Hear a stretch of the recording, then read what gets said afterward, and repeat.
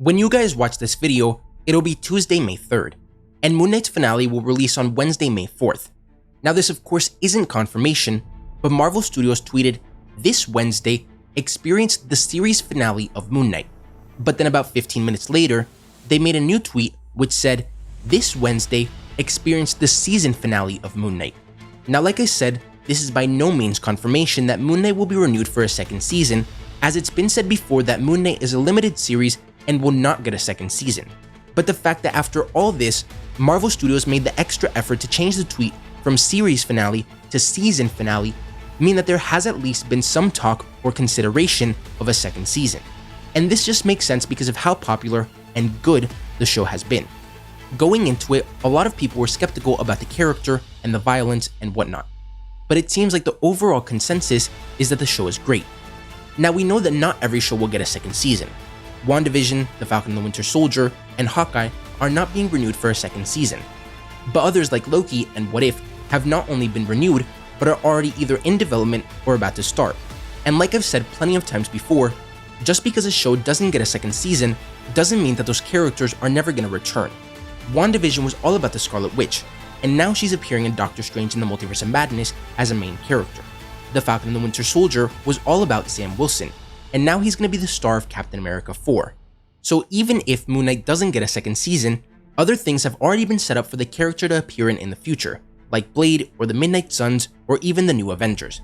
And even though Oscar Isaac doesn't have a contract with Marvel, there's no way that they just let the character sit, so they're obviously going to bring him back in some way. Next, I don't think the official release date for Ms. Marvel had been revealed yet, but to be honest, with how much news I cover every single day, it's hard to keep track and remember every single detail. So if this is old or if I covered it already, forgive me, but I'm almost positive that this is new information. Anyways, the official release date for Ms. Marvel, coming straight from Marvel Studios, is June 8th. So we'll again, like normal, only have to wait about a month between shows. Like I said before, Moon Knight ends this Wednesday and Ms. Marvel starts a little over a month after. And lastly, yesterday we got our first official look at the Illuminati in Doctor Strange in the Multiverse of Madness, and it was confirmed that John Krasinski is playing Mr. Fantastic, that Anson Mount is returning as Black Bolt, that Lashana Lynch is playing Maria Rambeau, a Captain Marvel variant, and that Hayley Atwell is playing a live-action, jetpack-wearing variant of the Captain Carter that we saw in What If. Now today this new image shows us an even clearer image of Captain Carter, as well as a frontal look at Patrick Stewart, Professor X, who has the same floating wheelchair from X-Men the Animated Series. But what's even more interesting about this image is that the background looks a lot like Titan.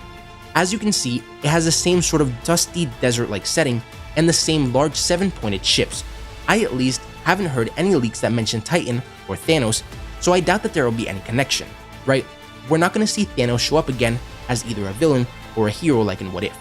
So it'll probably just be Professor X showing Wanda something that happened during Endgame. I've heard the theory that Galactus was originally tasked with Ison's job of wiping out planets that were deemed unworthy on the Celestials' behalf. However, as he ate, he became unceasingly hungry, grew in power, and got out of control. So the Celestials teamed up to stop him and were eventually able to lock him up somewhere.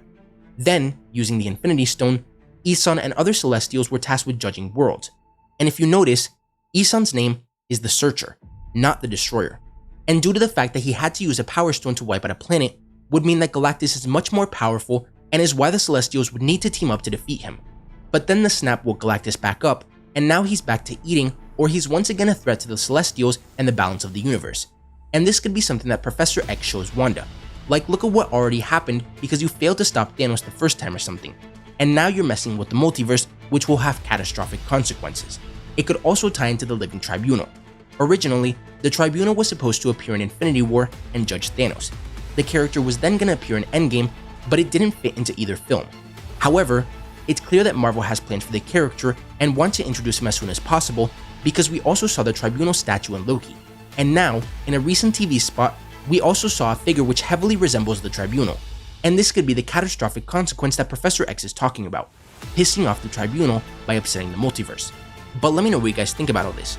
Would you like to get a second season of Moon Knight? How excited are you for Ms. Marvel? And where do you think Captain Carter and Professor X are?